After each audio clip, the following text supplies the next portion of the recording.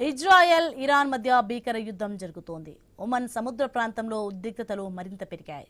Iran supreme leader Khamenei మరణించినట్టు వచ్చిన వార్తలు ప్రపంచవ్యాప్తంగా అనేక దేశాల్లో నిరసనలకు దారితీశాయి. ఈ క్రమంలో హార్ముజ్ జలసంధిలో చమురు ట్యాంకర్పై దాడి జరిగినట్లు ఒమన్ వెల్లడించింది. ఈ ఘటనలో భారత సిబ్బందితో పాటు 4 నావికులు గాయపడినట్లు తెలిపింది.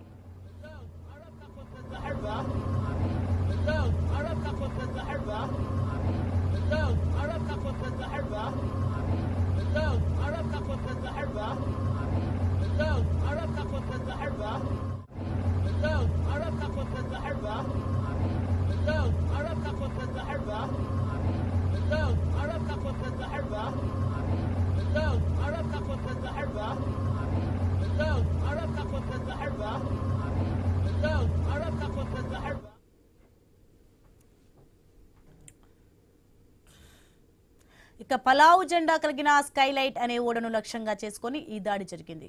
ఓడలో ఇండియన్స్, ఇరానియన్లు సిబ్బంది ఉన్నారని పేర్కొన్నారు. అయితే ఈ దాడి ఎవరు చేశారన్నది ఇంకా స్పష్టంగా తెలియలేదు. అమెరికా, ఇజ్రాయెల్ ఇరాన్పై దాడుల తర్వాత ఇరాన్ రేడియో ద్వారా హార్ముజ్ జలసంధి గుండా వెళ్లే నౌకలను హెచ్చరిస్తోందని అధికారులు తెలిపారు. ప్రపంచ చమురు సరఫరాలో సుమారు 20% ఈ జలసంధి గుండా రవాణా అవుతోంది.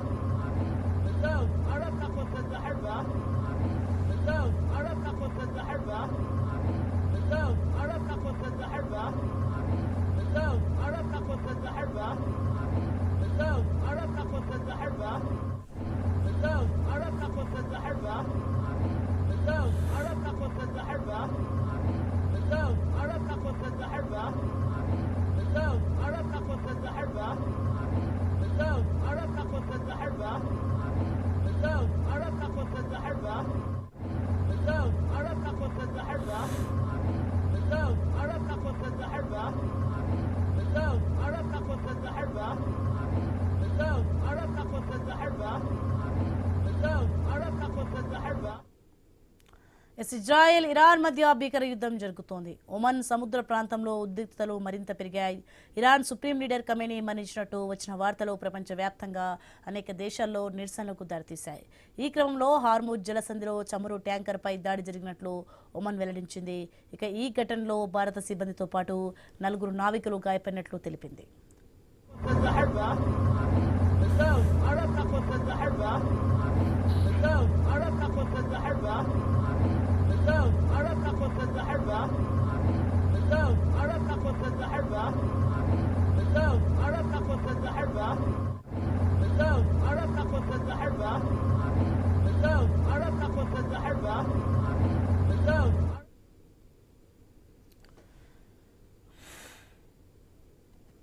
ఇక పలావ్ జెండా కలిగిన స్కైలైట్ అనే ఓడను లక్ష్యంగా చేసుకుని ఈ దాడి జరిగింది. ఓడలో ఇండియన్స్, ఇరానియన్లు సిబ్బంది ఉన్నారని పేర్కొన్నారు. అయితే ఈ దాడి ఎవరు చేశారన్నది ఇంకా స్పష్టంగా తెలియలేదు. అమెరికా, ఇజ్రాయెల్ ఇరాన్పై దాడుల తర్వాత ఇరాన్ రేడియో ద్వారా హార్ముజ్ జలసంధి గుండా వెళ్లే నౌకలను హెచ్చరిస్తోందని అధికారులు తెలిపారు. ప్రపంచ చమురు సరఫరాలో సుమారు 20% ఈ జలసంధి గుండా రవాణా అవుతోంది.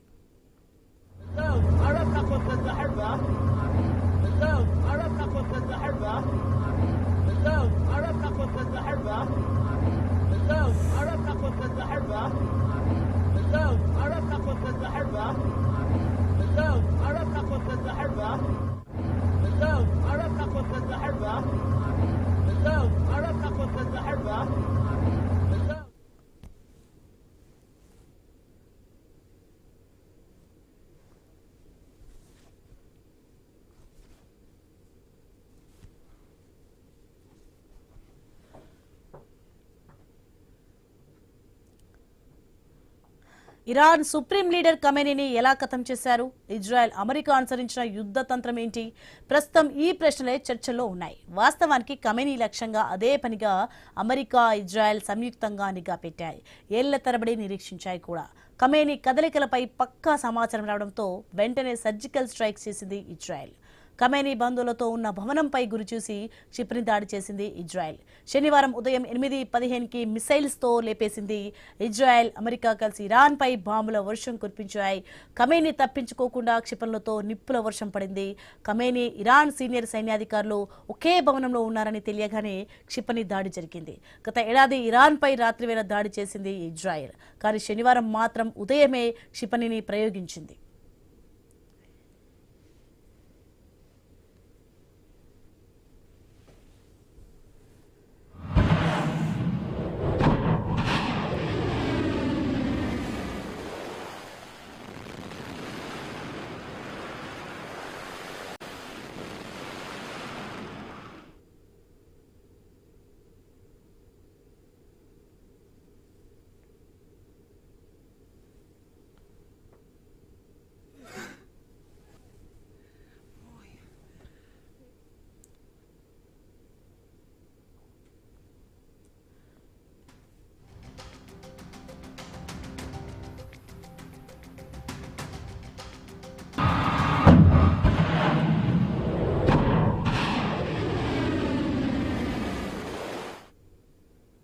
ఇక ఇజ్రాయెల్, అమెరికా ఎత్తుగళ్లను ఇరాన్ పాలకులు పసిగట్టలేకపోయారు. ఇజ్రాయెల్ రాత్రివేళ మాత్రమే దాడి చేస్తుందనే భ్రమలో ఇరాన్ సైన్యం ఉంది. 2025లో జూన్, 2024లో అక్టోబర్లో రాత్రివేళ ఇరాన్పై దాడి చేసింది ఇజ్రాయెల్. తాజాగా ఖమేనీ కీలక సమావేశం నిర్వహిస్తున్న వేళ పక్కా సమాచారంతో ఉదయమే క్షిపణిని ప్రయోగించింది.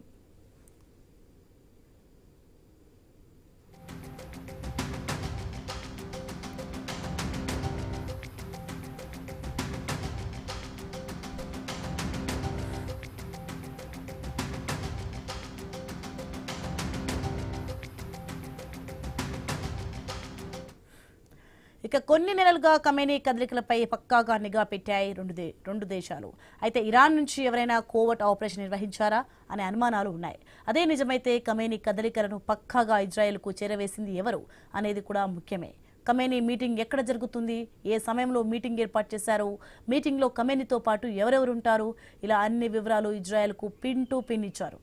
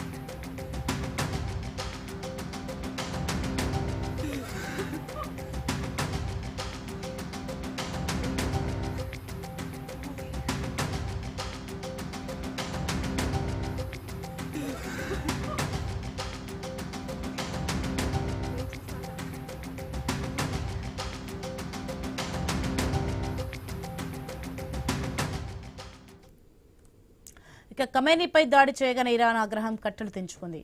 ఏకకాలంలో 8 గల్ఫ్ దేశాల్లోని అమెరికా ఆర్మీ బేస్లపై ఇరాన్ దాడి చేసింది. ఖమేనీ శనివారం 3 మీటింగ్లలో పాల్గొంటారని సమాచారం తెలియగానే ఈ అవకాశాన్ని వదులుకోవద్దని భావించాయి ఇజ్రాయెల్, అమెరికా. క్షిపణులతో దాడి చేశాక ఖమేనీ కాంప్లెక్స్పై 30 బాంబులు విసిరాయి ఇజ్రాయెల్ ఫైటర్ జెట్లు.